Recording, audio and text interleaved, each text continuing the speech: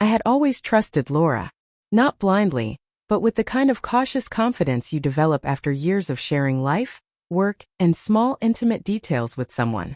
We had been together for 4 years, living together for 2, building routines that felt comfortable, safe, and predictable. Trips were rare for us. She had a demanding job, and I often stayed behind managing my freelance work. But when she mentioned a short weekend getaway with a guy friend, I didn't jump to conclusions. "It's just a trip with a guy friend," she said casually, brushing off any hint of concern in my voice. She laughed lightly, like she knew I was worried but wanted to appear playful and innocent. I wanted to believe her. I really did. But something in her tone, a slight hesitation before the word "just," triggered a nagging feeling I couldn't ignore. Trust isn't blind. It's built on observation, intuition, and years of experience. And my intuition screamed that this was more than a simple weekend away. So when she boarded her flight, I didn't panic. I didn't call repeatedly. I didn't send dozens of texts demanding updates. Instead, I prepared. I made sure my laptop was charged, my phone ready, and quietly set up a video call. Not to spy maliciously, not to invade her privacy for the sake of control, but because sometimes the truth isn't what someone tells you. It's what they do when they think no one is watching. Minutes felt like hours as I waited. I reminded myself to stay calm, to breathe, to keep my emotions in check.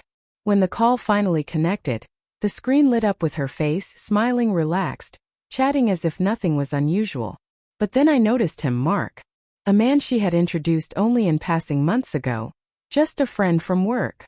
Suddenly the distance, the carefree laughter, the casual touches, all of it clicked into place. Every little hint she had given, every vague answer about plans or timing, became painfully clear. I froze for a moment, my heart racing, my mind spinning with disbelief. This wasn't a fleeting worry. This wasn't paranoia. It was reality, staring straight through the screen, unfiltered and undeniable. I watched quietly, almost numb, as the truth revealed itself in small gestures, subtle glances, and laughter shared a little too intimately. I didn't shout, I didn't react immediately. There was no point. In that instant, everything I thought I knew about trust, loyalty, and honesty was called into question. For a few moments I simply watched. Not out of cruelty, but because I needed clarity. In situations like these, impulsive reactions can destroy more than they reveal. Laura laughed at something Mark said, leaning closer than any just friends should, and I felt a sharp pang in my chest. It wasn't just jealousy. It was the realization that the reality of her actions had shattered the perception I had built over 4 years. I thought back to all the times she had reassured me, the promises of honesty, the excuses for why she couldn't join events or take my calls. Had I missed the signs? Or had she hidden them too well? I had always prided myself on being observant, on seeing through half-truths and deception, but this felt different. She had created a carefully constructed reality, and I had been walking through it blissfully unaware. Minutes passed and every subtle gesture, every shared laugh, became evidence of the betrayal. My mind raced with questions. How long had this been going on? How many moments had been faked for my comfort? Each thought was sharper than the last, slicing through the calm exterior I had maintained for years. And yet I stayed silent. I didn't want to confront her mid-trip.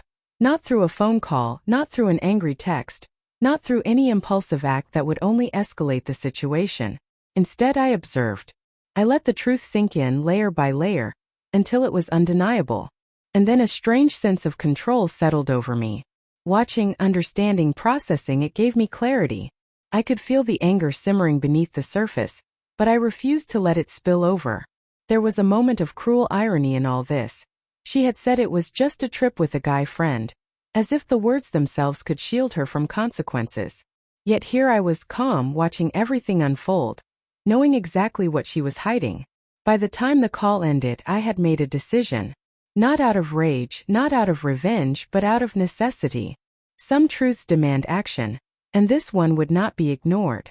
I knew that when she returned, the dynamic would have shifted irrevocably.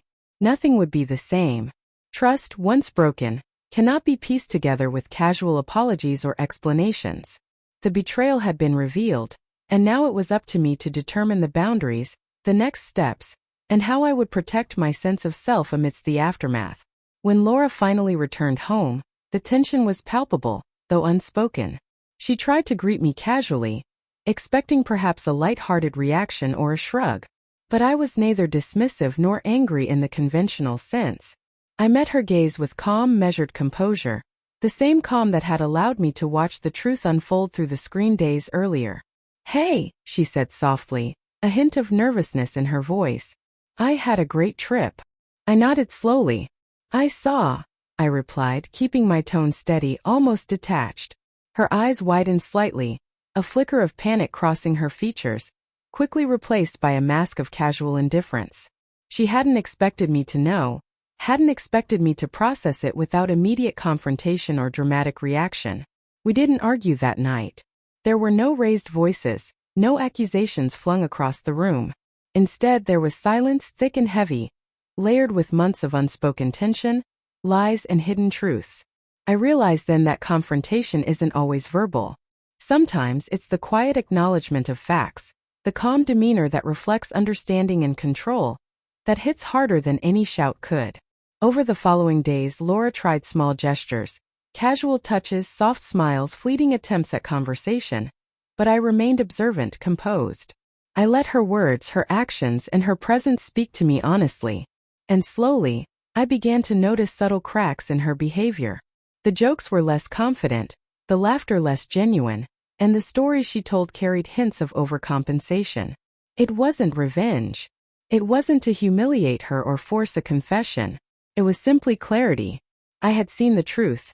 I had processed it, and now I had the power to decide what boundaries I would enforce, what I would tolerate, and what this relationship could realistically become. Trust, once fractured, cannot be restored through words alone. It requires accountability, proof of commitment, and time. In that quiet understanding, I realized something else. Strength isn't always loud or dramatic. It can be calm, observant, and unwavering. It can be the ability to watch, to know, and to act only when necessary, ensuring that truth is acknowledged and integrity maintained. That night, I didn't just confront a betrayal. I confronted the illusion, the gap between words and actions, and the choices that define a person. And in that confrontation, I found a strange sense of peace. The truth was no longer hidden, and the future, uncertain as it was, would be approached with eyes wide open, calm resolve, and the knowledge that I would never ignore reality again, no matter how carefully it was disguised.